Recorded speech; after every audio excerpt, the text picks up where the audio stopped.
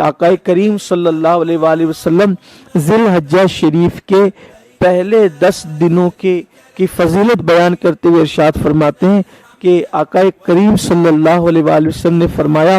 کوئی دن ایسا نہیں جس میں اللہ کے نزدیک ان دنوں سے زیادہ کوئی نیکی محبوب ہو،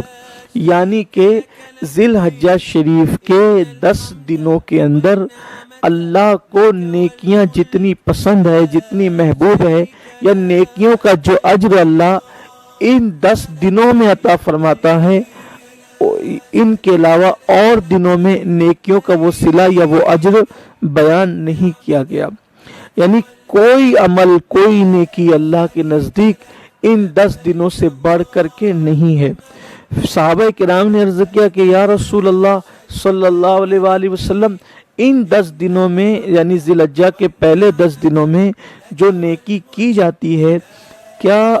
وہ نیکی سے جہاد بھی بڑھ کر نہیں ہے؟ یعنی جہاد کا ثواب بھی ان نیکیوں سے نہیں بڑھ سکتا؟ ان دنوں میں جو عمل ہوتے ہیں تو جہاد کا ثواب بھی اس سے نہیں بڑھ سکتا؟ تو میرے آقا صلی اللہ علیہ وسلم نے فرمایا کہ نہیں، یعنی کہ ذی الحجہ شریف میں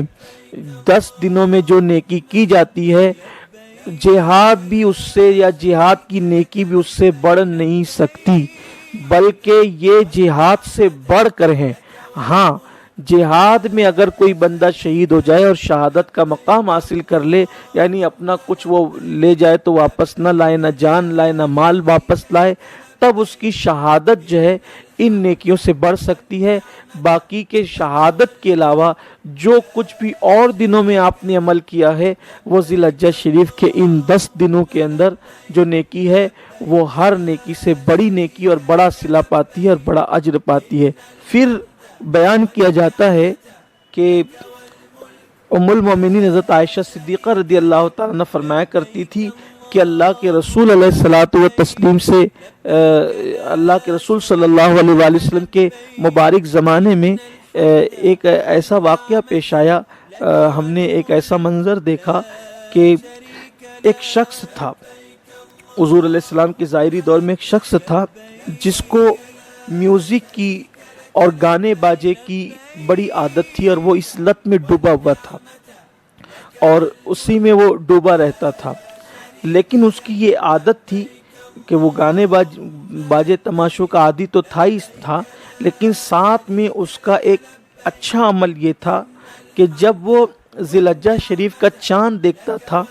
تو اس چاند کے دیکھتے ہی وہ پہلی ذی الحجہ شریف سے روزہ شروع کر دیتا تھا، یعنی روزہ رکھ لیتا تھا۔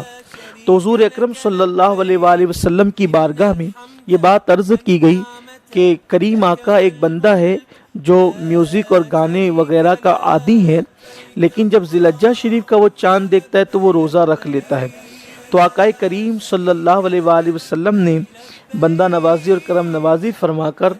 اس جوان کو جو ہے وہ اپنی بارگاہ میں طلب کیا اور بلایا کہ اس کو بلا کر لاؤ۔ جب وہ بارگاہ رسالت مآب صلی اللہ علیہ وآلہ وسلم میں حاضر ہوا تو آقا کریم رؤوف الرحیم صلی اللہ علیہ وآلہ وسلم نے اس سے دریافت فرمایا کہ تم ان دنوں کے روزے کیوں رکھتے ہو؟ یعنی کون سی ایسی چیز ہے جو ان دنوں یعنی ذی الحجہ کے دنوں میں تمہیں روزہ رکھنے پر آمادہ کرتی ابھارتی ہے؟ تو اس نے عرض کیا کہ یا رسول اللہ صلی اللہ علیہ وآلہ وسلم، میرے ماں باپ آپ پر قربان،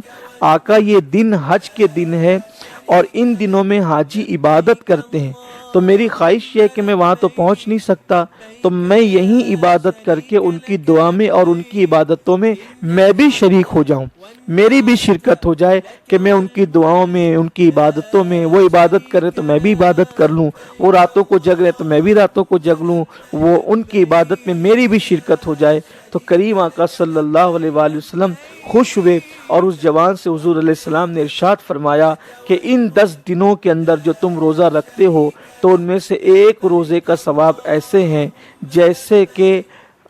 ہر روز، یعنی آقا علیہ السلام فرماتے ہیں ایک روزہ رکھنا ایسا ہے جیسے کہ سال بھر میں ہر دن تم نے روزے رکھے۔ اور پھر اس کے بعد یہ ہے کہ ایک روزہ رکھنے پر صرف یہی ثواب نہیں کہ تم نے ہر دن روزہ رکھا، بلکہ اس کے علاوہ یہ بھی ثواب ہے کہ کہ گویا کہ تم نے ایک روزے کے بدلے ثواب یہ ہے کہ تم نے 100 غلام آزاد کر دیے، اور حرم شریف میں قربانی کے لیے تم نے 100 اونٹ روانہ کیے، اور جہاد میں جانے والے مجاہدین کے لیے تم نے 100 گھوڑے دیے، یعنی 100 غلام آزاد کرنے کا ثواب، 100 قربانیاں یعنی حرم میں 100 اونٹ قربانی کے لیے بھیجنے کا ثواب، اور جہاد کرنے والوں کے لیے 100 گھوڑے دینے والوں کو جو اجر و ثواب ملے گا وہ تمہیں ایک روزہ ذی الحجہ شریف میں رکھنے پر اللہ عطا فرمائے گا۔